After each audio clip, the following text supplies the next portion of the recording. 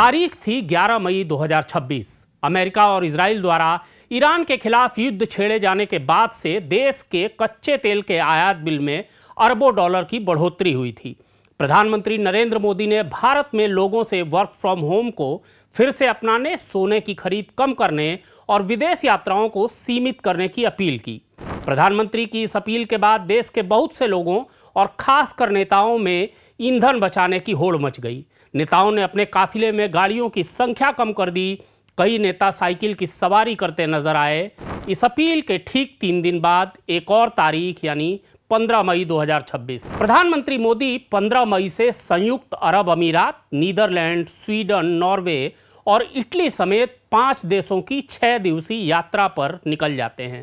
इसके बाद एक और तारीख यानी 6 अगस्त 2026 राज्यसभा सांसद संजय सिंह और वी शिवदासन द्वारा पूछे गए एक प्रश्न के जवाब में विदेश राज्य मंत्री पवित्रा मार्गेरिटा ने जो जवाब दिया, उसके अनुसार प्रधानमंत्री की किफ़ायत करने की अपील के 2 दिन के बाद की गई कुल 6 दिनों की उनकी इस यात्रा में 33 करोड़ 60 लाख 96,762 रुपये खर्च हुए। नमस्कार, खबरों की खबर में आपका स्वागत है। आप देख रहे हैं सेंट्रल गोंडवाना खबर और मैं हूं राघवेंद्र।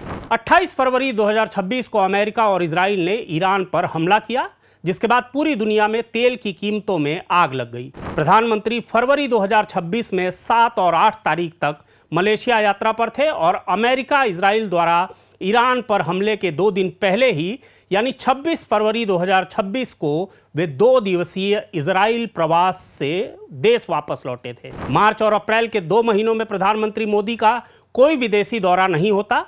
युद्ध जारी रहता है। मध्य पूर्व में जारी संकट से निपटने के लिए 11 मई को हैदराबाद में एक सार्वजनिक कार्यक्रम के दौरान प्रधानमंत्री मोदी एक अपील जारी करते हैं, जिसमें वे कहते हैं कि कोविड-19 के दौर की याद दिलाने वाले इन किफ़ायत और बचत के उपायों से भारत में ईंधन की खपत कम होगी और विदेशी मुद्रा बचाने में मदद मिलेगी। साथियों, हमें पेट्रोल डीजल का उपयोग कम करना होगा। शहरों में जहां मेट्रो है वहां हम तय करें कि हम मेट्रो का ही उपयोग करेंगे। वैश्विक संकट के इस समय में हमें कर्तव्यों को सर्वोपरि रखते हुए कुछ संकल्प लेने होंगे और उन संकल्पों को पूरे समर्पण भाव से पूरा करना होगा। जैसे एक बड़ा संकल्प है पेट्रोल डीजल का संयम से इस्तेमाल करना। साथियों, हमें पेट्रोल डीजल का उपयोग कम करना होगा। शहरों में जहां मेट्रो है वहां हम तय करें कि हम मेट्रो का ही उपयोग करेंगे। ज्यादा से ज्यादा मेट्रो में ही जाएंगे। अगर कार में ही जाना जरूरी है तो फिर कार पूल करने का प्रयास करें और भी लोगों को साथ बिठा ले। वह रेखांकित करते हैं कि भारत अपनी तेल जरूरतों का करीब 90% आयात करता है। वहीं खाड़ी क्षेत्र में तेल आपूर्ति के लिए बेहद महत्वपूर्ण संकीर्ण समुद्री मार्ग स्ट्रेट ऑफ हॉर्मुज 2.5 महीने से अधिक समय से बंद है। मोदी कहते हैं देशभक्ति केवल सीमा पर अपने प्राणों की आहुति देने की इच्छा तक सीमित नहीं है। इन परिस्थितियों में देशभक्ति का अर्थ जिम्मेदारी से जीवन जीना और अपने दैनिक जीवन में राष्ट्र के प्रति अपने कर्तव्यों को पूरा करना भी है। वे आगे कहते हैं वर्तमान परिस्थितियों में हमें विदेशी मुद्रा बचाने पर विशेष जोर देना होगा। लोगों से ईंधन बचाने की अपील करते हुए प्रधानमंत्री ने मेट्रो जैसे सार्वजनिक परिवहन का इस्तेमाल करने का सुझाव दिया था। उन्होंने लोगों से कारपूलिंग अपनाने की भी अपील की ताकि ईंधन की खपत कम की जा सके। मोदी ने किसानों से रासायनिक उर्वरकों के इस्तेमाल को आधा करने का भी आग्रह किया। साथियों, आज जो संकट है उसमें हमें विदेशी मुद्रा बचाने पर भी बहुत जोर देना होगा, क्योंकि दुनिया में पेट्रोल डीजल इतना ज्यादा महंगा हो गया है पहले से कई गुना ज्यादा कीमतें बढ़ गई है, तो हम सबका दायित्व है कि पेट्रोल डीजल की खरीद पर जो विदेशी मुद्रा खर्च होती है, पेट्रोल डीजल बचाकर हमें वो मुद्रा भी बचानी है। इसके लिए हमारे छोटे छोटे प्रयास भी देश की बहुत मदद कर सकते हैं। जैसे आजकल जो विदेशों में शादियों का, विदेशों में घूमने का, विदेशों में वैकेशन पर जाने का मिडिल क्लास में कल्चर बढ़ता जा रहा है। हमें तय करना होगा कि जब ये संकट का काल है और हमारी देशभक्ति हमें ललकार रही है, तो कम से कम एक साल के लिए हमें विदेशों में जाने की बातों को टालना चाहिए। और जैसा कि इस देश में परंपरा है, लोगों ने बढ़ चढ़कर प्रधानमंत्री की इस अपील को समर्थन देते हुए उनके सुझावों पर अमल करना शुरू कर दिया। लेकिन विडंबना देखिए कि अपनी इस अपील के ठीक 2 दिन बाद प्रधानमंत्री 5 देशों की 6 दिवसीय यात्रा पर निकल जाते हैं। लेकिन हमारी इस खबर का उद्देश्य प्रधानमंत्री के विदेश दौरों और इन दौरों के औचित्य पर सवाल उठाना नहीं है।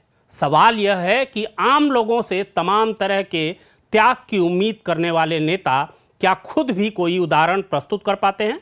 कम से कम आंकड़ों की गवाही इनके पक्ष में नहीं है। राज्यसभा में आम आदमी पार्टी के सांसद संजय सिंह द्वारा पूछे गए अतारांकित प्रश्न के उत्तर में विदेश राज्य मंत्री पवित्रा मार्गेट्रा ने राज्यसभा में 6 अगस्त को जो जवाब दिया है, उसके अनुसार प्रधानमंत्री नरेंद्र मोदी ने 2026 में अब तक फरवरी, मई, जून और जुलाई यानी 4 महीनों में मलेशिया, इजराइल, संयुक्त अरब अमीरात, Netherland, Sweden, Norway, Italy, France और स्लोवाक गणराज्य, सेशल्स, इंडोनेशिया, ऑस्ट्रेलिया और न्यूजीलैंड यानी कुल 13 देशों की यात्राएं की। और प्रधानमंत्री नरेंद्र मोदी द्वारा की गई विदेश यात्राओं पर अलग अलग देशों के लिए अलग अलग राशि खर्च हुई, जिसका विवरण इस प्रकार है। प्रधानमंत्री 7 से 8 फरवरी 2026 को मलेशिया यात्रा पर थे, जिसमें मात्र 2 दिनों में 5,57,17,369 रुपयों का व्यय हुआ। इसके बाद 25 से 26 फरवरी 2026 को प्रधानमंत्री 2 दिवसीय प्रवास पर इजराइल गए,